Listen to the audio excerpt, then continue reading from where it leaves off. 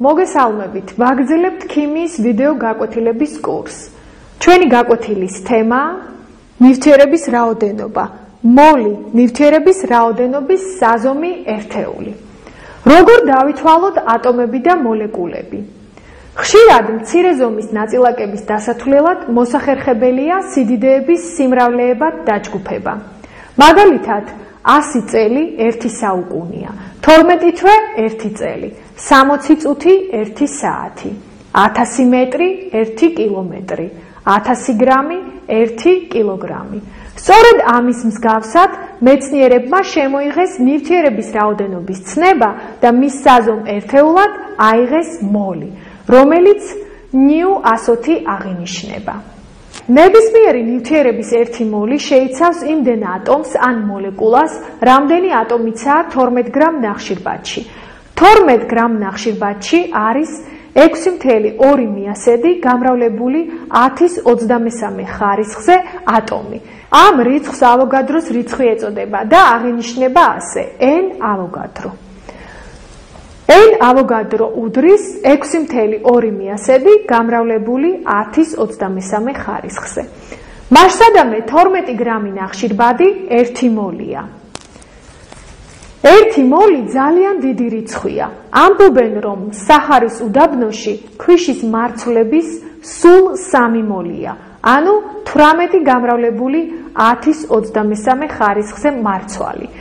ესე იგი, თუ ვიცით ნაწილაკების რიცხვი n, შეგვიძლია გავიგოთ ნივთიერების რაოდენობა. მაგალითად, წყლის 18 გამრავლებული 1023 ხარისხზე მოლეკულა იქნება 3 მოლი. ნივთიერების რაოდენობის ნაწილაკთა რიცხვთან დამაკავშირებელი ფორმულა ასე ჩაიწერება: ნიუ უდრის n შეფარდებული n ავოგადროსთან. თანაბარი რაოდენობის სხვადასხვა ნივთიერებებში მოლების და მასშტაბამდე ატომების და მოლეკულების ერთნაირი რიცხვია.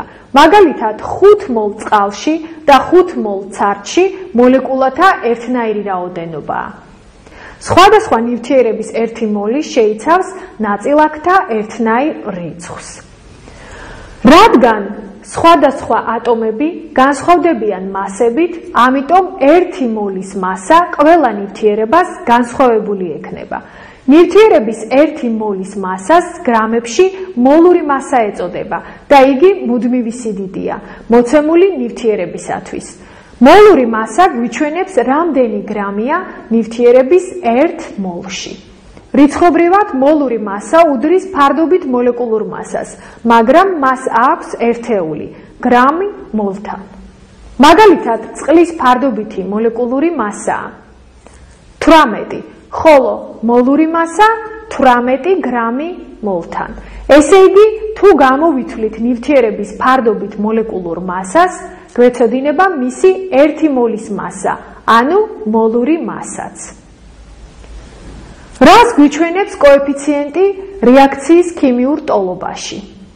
როგორც უკვე ვიცით, რეაქციები ქიმიური ტოლობების საშუალებით ჩაიწერება.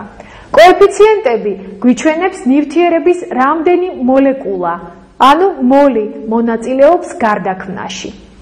მაგალითად, 2H2 წყალბადის 2 მოლეკულა, ან 2 მოლი წყალბადი. რეაქციის ტოლობა გვიჩვენებს ნივთიერებათა მოლურ თანაფარდობასაც, ანუ კოეფიციენტები მოლების რაოდენობადაც შეიძლება ჩავთვალოთ. ამ რეაქციაში მონაწილეობს 2 მოლი წყალბადი და 1 მოლი ჟანგბადი.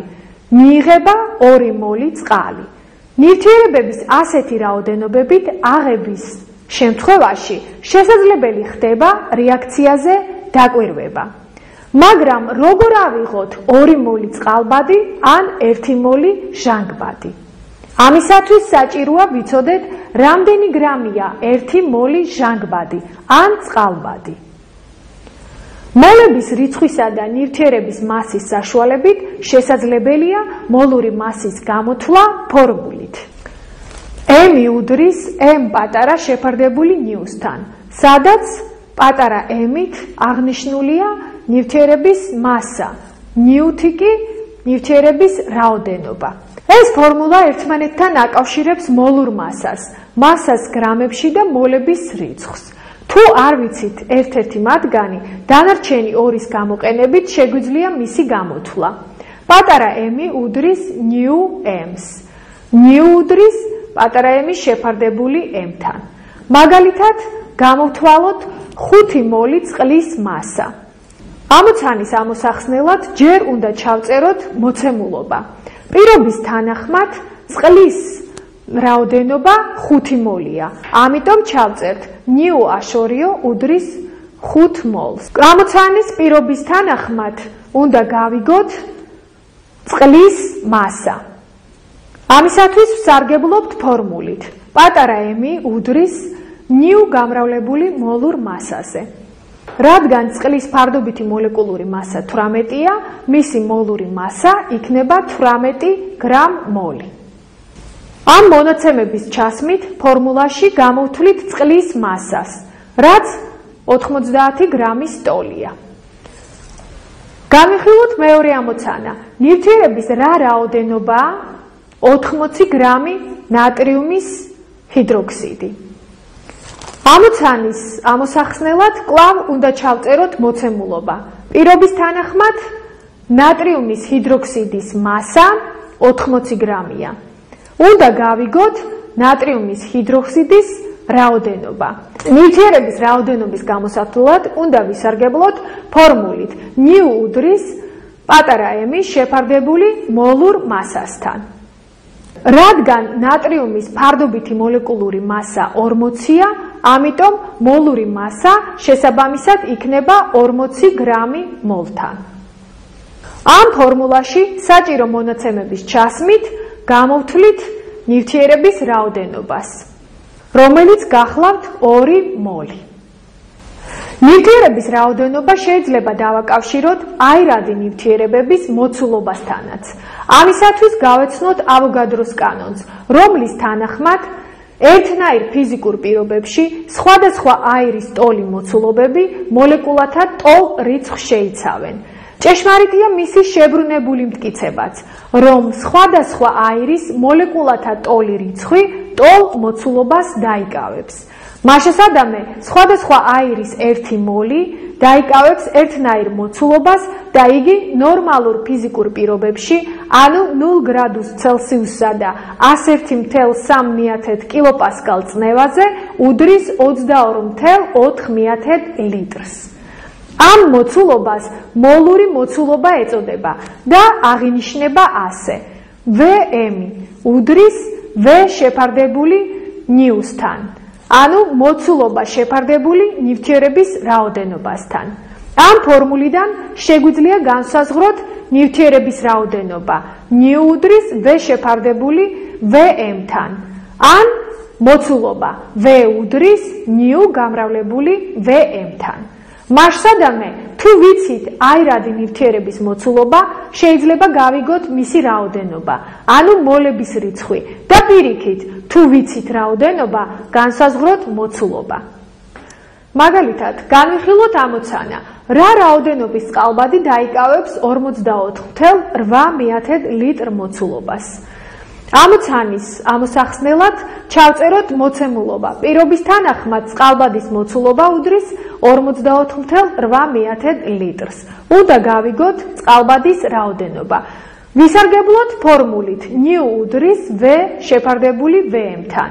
და ამ ფორმულაში საჭირო მონაცემების ჩასმით გამოვთვლით წყალბადის რაოდენობაც, რაც 2 მოლის ტოლია. განვიხილოთ მეორე ამოცანა, რა მოცულობას დაიკავებს 1.5 მოლი ნახშირორჟანგი. ჩავწეროთ კვლავ მოცემულობა. ნახშირორჟანგის რაოდენობა 1.5 მოლია. უნდა გავიგოთ მისი მოცულობა. ამისათვის ვსარგებლობთ ფორმულით V უდრის ნიუ გამრავლებული Vm-თან. საჭირო მონაცემების ჩასმით გამოვთვლით ნახშირორჟანგის მოცულობას და ის გახლავთ 33.6 ლიტრი CO2. ამრიგად გავეცანით ნივთიერების რაოდენობას და მის საზომ ერთეულს, მოლს. კარგად ბრძანდებოდეთ.